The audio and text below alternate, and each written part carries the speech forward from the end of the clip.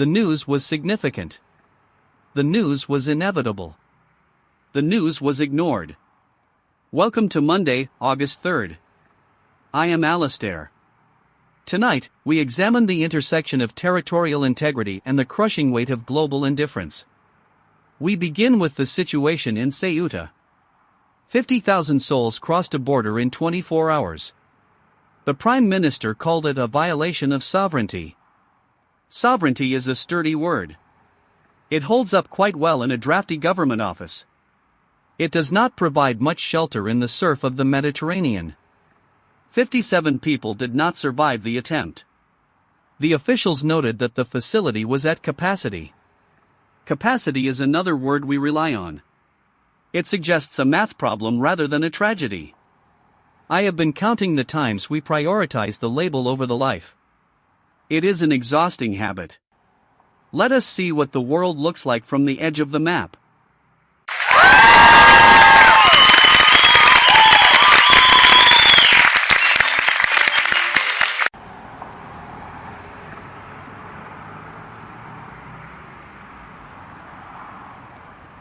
Alistair, I am standing on the perimeter fence of Ceuta. The sand is still damp here. There is a single plastic sandal discarded near the concertina wire. It is small. It belonged to a child. I want to be really clear, the official briefing described this area as secured. The wire is not secure. The wire is lethal. The people I am speaking with are not migrants in the abstract sense defined by the ministry. They are families who have spent 3 days waiting for a status update that will never come. One man showed me his phone. The screen is cracked, but the photos are pristine. He had a home. Now he has a wet blanket and a spot on the concrete. The government calls this a border crisis. If you look at the horizon, you see the truth. The crisis is not the border. The crisis is the complete lack of a human landing.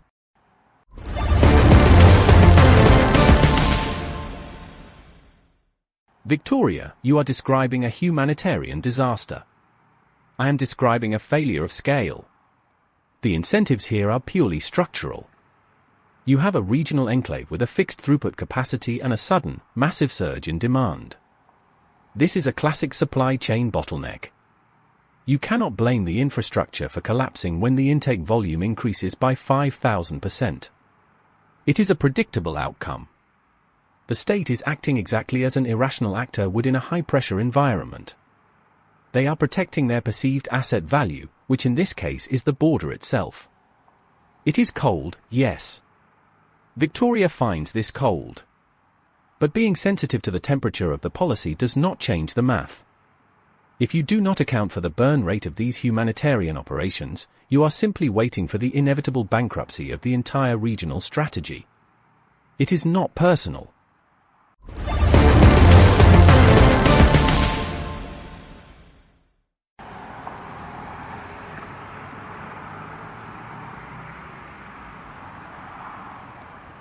Ronald, you just called a human being a supply chain bottleneck.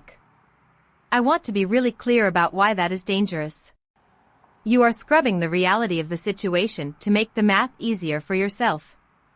You think the policy is a product that failed to launch. It is not a product. It is a decision to let people drown in the surf because the budget for rescue is lower than the political cost of appearing soft on migration. I am looking at a woman right now who is holding a bag of flour. She is trying to cook in the rain.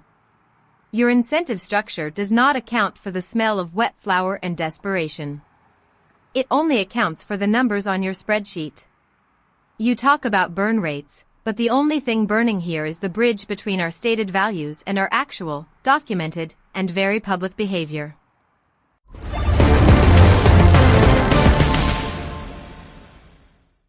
The memory chip shortage is systemic. The memory chip shortage is a manufacturing inconvenience. The shortage has finally reached the MacBook Air. Apple calls this a supply constraint. I call this a reality check. We have built a world that requires these chips to function. Now, we find that the chips are finite. Ronald, you have been arguing that the market will correct itself. The market has corrected itself by deciding that you do not need a new laptop this year. The incentives are clear. If you cannot produce, you do not ship. If you do not ship, you do not grow. The growth was guaranteed. The growth was not guaranteed. We are discovering that our digital lives have physical limits. Nobody seems to know how to explain this to the shareholders. It is a delightful, slow-motion train wreck. We should watch the stock price very carefully.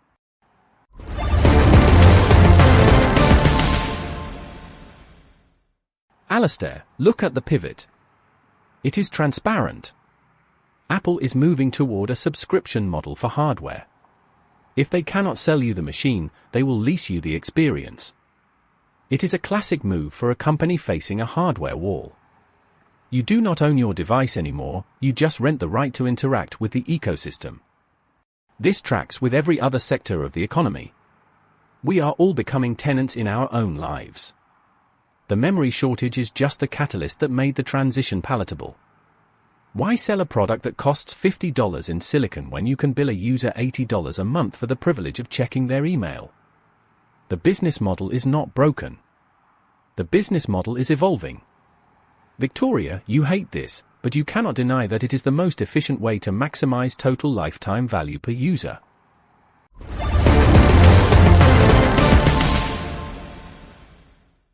Temperature rising. Inland heat indexes reaching 34 degrees Celsius. Probability of thermal exhaustion, 68%. Infrastructure stress levels increasing. Grid stability fluctuating.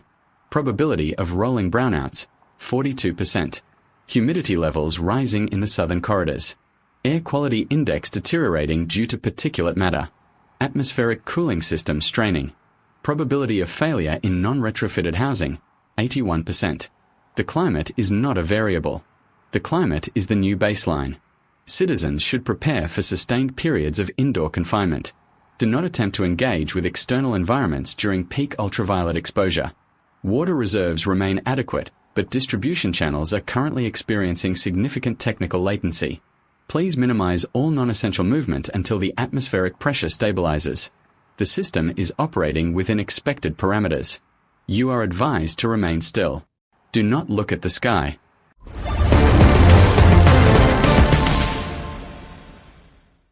Sam Altman is still suggesting that we use artificial intelligence for parenting. The pitch is simple. The pitch is terrifying. He calls it a cool use case. I call it a fundamental surrender of the human experience. If you outsource the raising of your children to a large language model, you have effectively decided that your presence is an unnecessary overhead cost. The machine will offer advice. The machine will offer schedules. The machine will not offer a hug, but it will simulate the sentiment of one if you ask it to. This is the ultimate pivot. We are moving from humans raising humans to humans facilitating the interaction between children and silicon entities. The incentives are not complicated. Efficiency is the new virtue.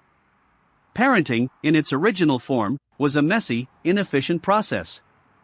The new, automated version is perfectly linear.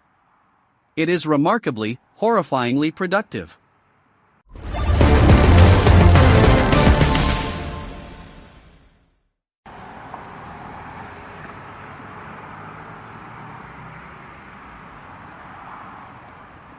Alistair, I am listening to you, and I am looking at a group of parents in Ras-le-Côte who are protesting the closure of their schools. They are not asking for an AI to help them teach their children. They are asking for a building that is not crumbling. They are asking for teachers who are not being intimidated by security forces. The contrast is almost physically painful. On one side of the world, we have people trying to replace parents with software. On the other, we have parents risking their lives just to ensure their children have a seat in a room that doesn't collapse. I want to be really clear, the parenting app is not an innovation. It is an act of erasure. It erases the struggle, the mess, and the reality of being a human who is responsible for another human. It is a luxury. A lethal luxury.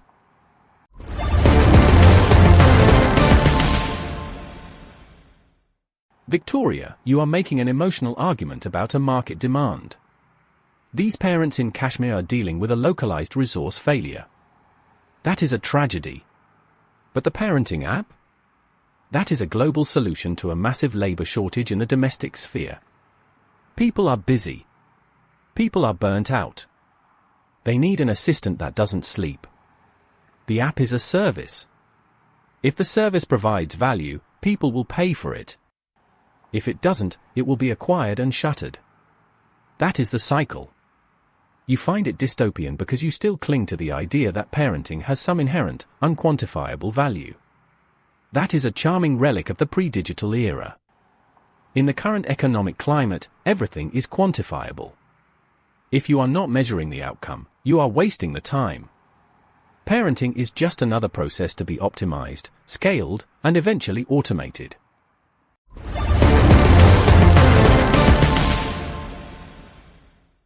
The Canadian travel data is fascinating. Canadians spent $3 billion less in the United States this year. The government calls this a shift in preference. I call it a vote with the wallet. The host of this station has often remarked on the predictable nature of these things. When a neighbor becomes hostile, the guest list changes. It is not complicated. It is not unprecedented. It is the fourth time I have seen this kind of migration this year. I have been counting. The tariff policies were meant to protect domestic industries. The tariffs succeeded in protecting the industries from the customers. This is the logical extension of the policy. You cannot demand that people visit you while you simultaneously demand that they pay for the privilege of your hostility. The incentives are working perfectly. They are simply producing an outcome that nobody in power wants to admit.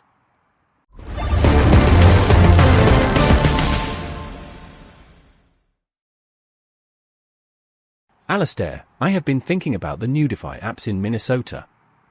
The state tried to ban them. XAI sued to block the ban. They argued it was about the freedom of the algorithm to process data. I looked at the filings. I looked at the potential revenue. The incentives are not about art. They are not about freedom. They are about the commodification of the human form at scale. If you can automate the violation of privacy, you can build a massive, recurring revenue stream. The technology is not the problem. The problem is the market's inability to distinguish between innovation and predatory exploitation. I thought the lawsuits were a waste of time. I thought the ban would be ignored. I was wrong. The ban is moving forward. It's a rare, genuine pushback against the machine. Yeah. It's the first time I've felt something like optimism in months. I am thinking tonight of Youssef El Abbas. He is 44 years old. He is a father of 4. He spent 7 years living in the quiet, desperate hope of a return to a life that had slipped through his fingers. He saw the news about the 400 people who reached the shore. He saw a chance to reclaim his dignity. He entered the water of the strait, 12 miles of cold, shifting, indifferent current. He is one of the 57 people who did not reach the beach. His name is written in the logs of the Coast Guard, and it will be deleted by the end of the fiscal quarter. He exists in no official record of the summit.